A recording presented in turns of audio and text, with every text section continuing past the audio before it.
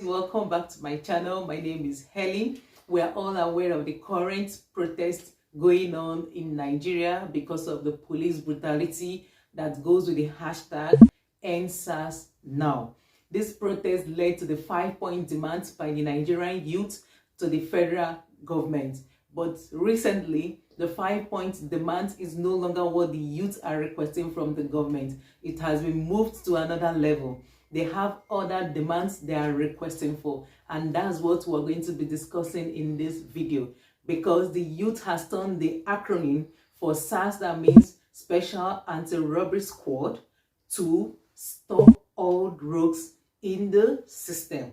So who are the rogues in Nigeria? Where can we find the rogues in Nigeria? In which sector? In which community? In which parastatus? That is all we're going to be analyzing and be discussing in this video. So stay tuned and don't touch that dial.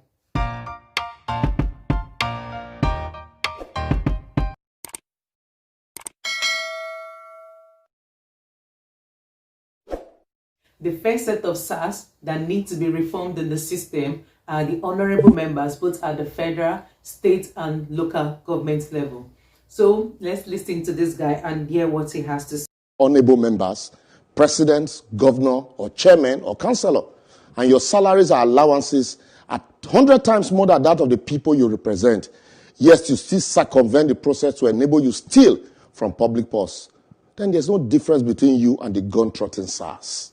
You've heard it from the man. If you're an honorable member and your salary is 100 times more than the people you're representing, then there is no difference between you and SARS. It's not just that you guys make more than 100 times what the average civil servants they make. You guys stop the system that tries to eliminate bribery and corruption in the system.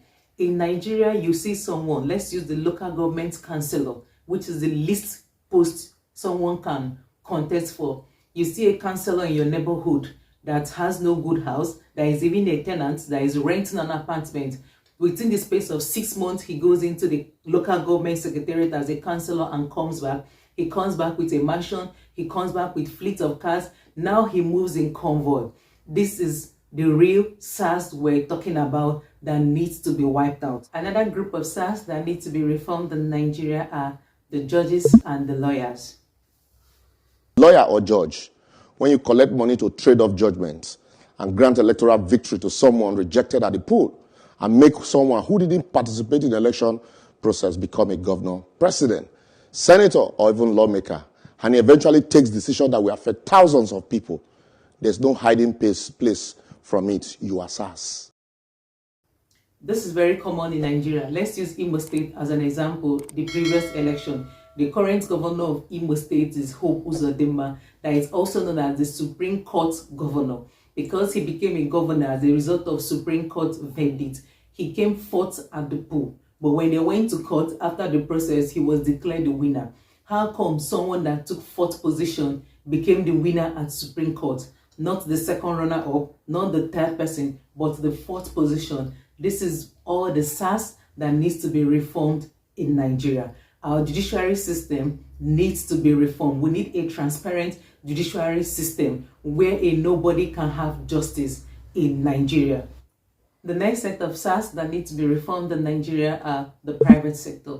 The private sector, not that they are all bad, but we still have the bad eggs among them. Let's listen.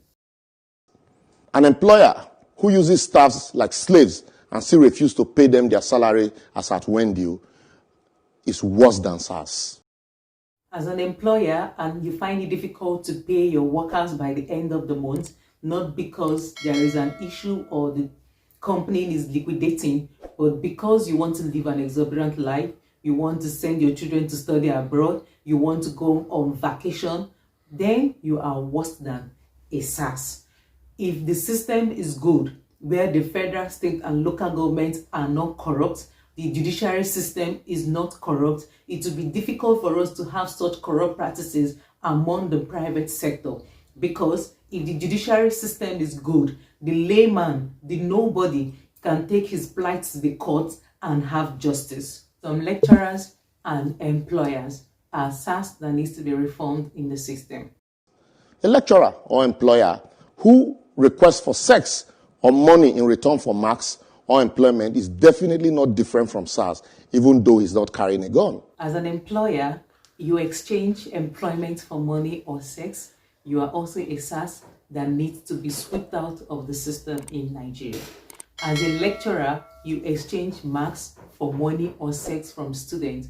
You are also worse than the SARS, because if the SARS are killing with their guns, you are killing with your intellectual knowledge. You end up producing half-baked graduates that cannot defend their certificates, graduates that cannot elevate the society, administrators that cannot implement, that cannot bring policies that will bring sustainability and growth in the economy, graduates that will turn to be doctors, that will be quack, that will cause so many lives in the society, engineers that cannot be innovative, that cannot create, that cannot invent anything. That is why today we have a refinery that is not functioning and they are paying salaries for over 4 years to workers in a refinery that is not functioning. What a country. These are the kinds of SARS that needs to be reformed in Nigeria. The police IG, or the commissioner of police, is the major sector that needs to be reformed in this end SARS protest, because it has to come from up to the down. The boys at the streets, they take instructions from their superiors. A police IG or commissioner who receives police budgets and fixes it in an interest-yielding account while collecting the interest therein upfront, yet the rank and file under him or her are left to suffer, is the true meaning of SARS itself.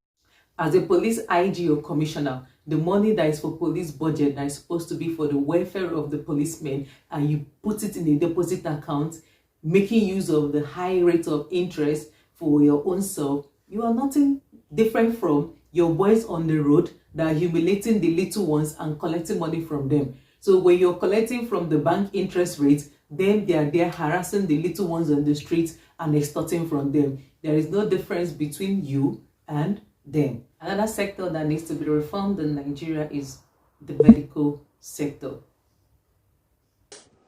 A medical doctor who, after swearing to the Hippocratic oath, still watches people die carelessly while insisting on payment of bills before treatment is a practicing SARS member.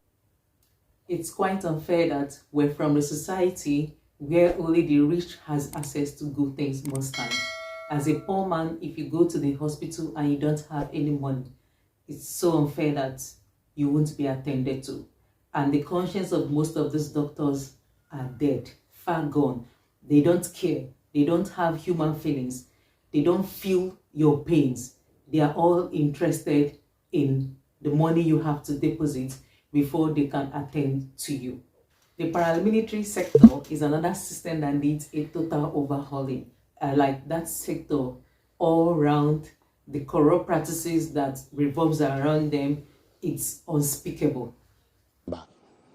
As a regulator or custom officer, immigration, government department, ministries, agencies, ICPC, EFCC, civil defense, etc., and you use your job to oppress, harass, and intimidate people, if someone calls you as SARS, answer him, because that's your name, that's what you are. You can hear it very well. Like, if someone calls you SARS, that's your name. All you immigration officers, the ones at Murtala Muhammad Airport, before they stamp your passport out of the country, you have to pay them money before they stamp you out.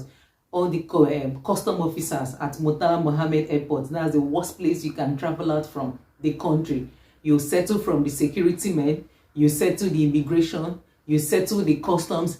At times, even the airline ticketing people, so for them to tag your bag, they always tell you it's above 5 kilo or whatever, and they keep extorting money from you before you can leave that airport. Immigration sector, when you go to renew your passport, I've had several encounters with them. When you want to renew your international passport in Nigeria, there is a price for 1 day. If you want it to be printed out that same day, there's a price for your passport to be printed out within 3 days. There's a price if you want your passport to be printed within 1 week.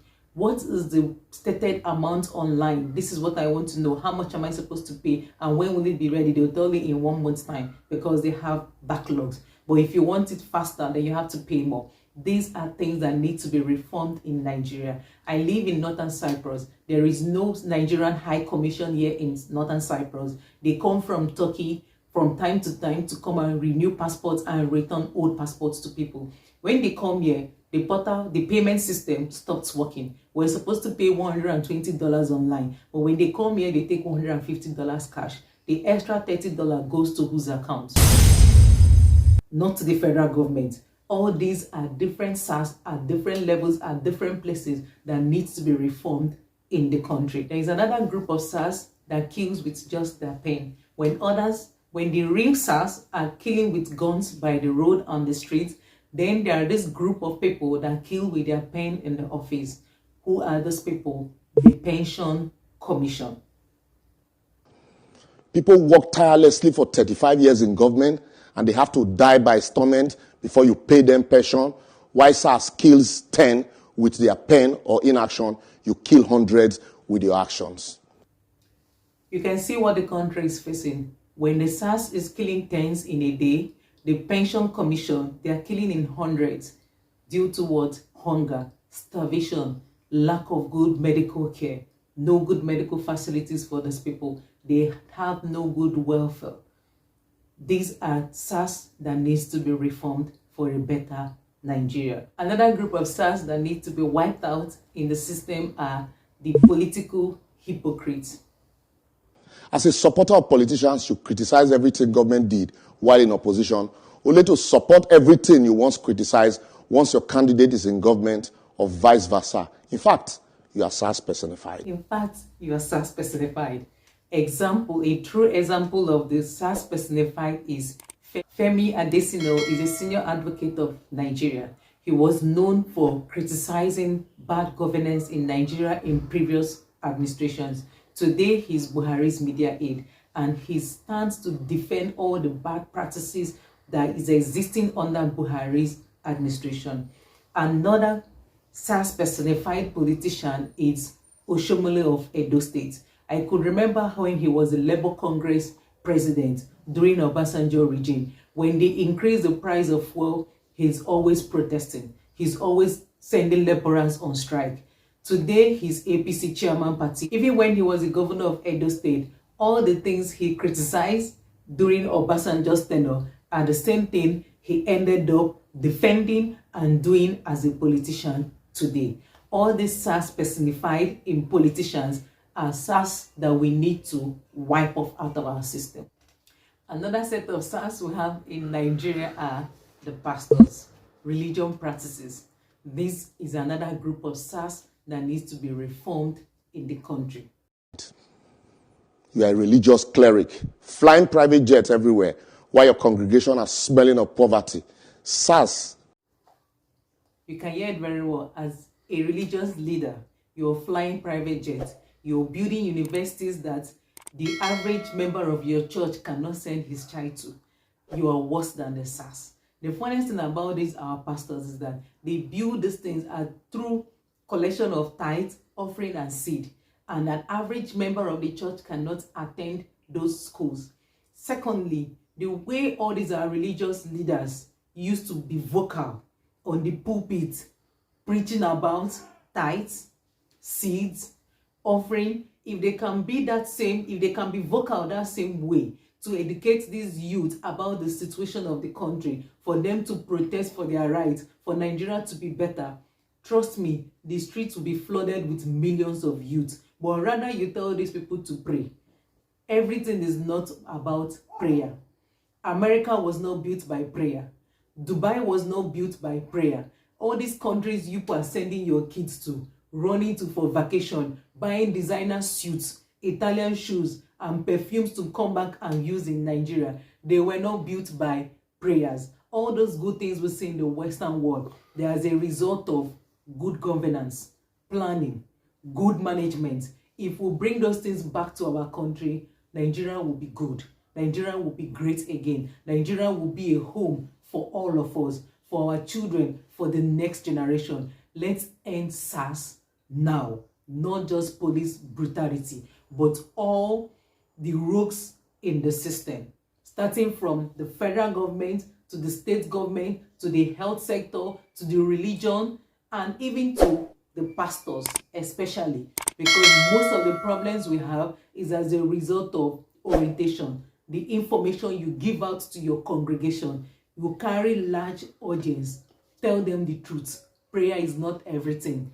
Tithes and offering is not the solution, but just to enrich most of these men. Thank you guys so much for watching to the end. I remain your humble Helen, and I'm going to see you guys in my next video.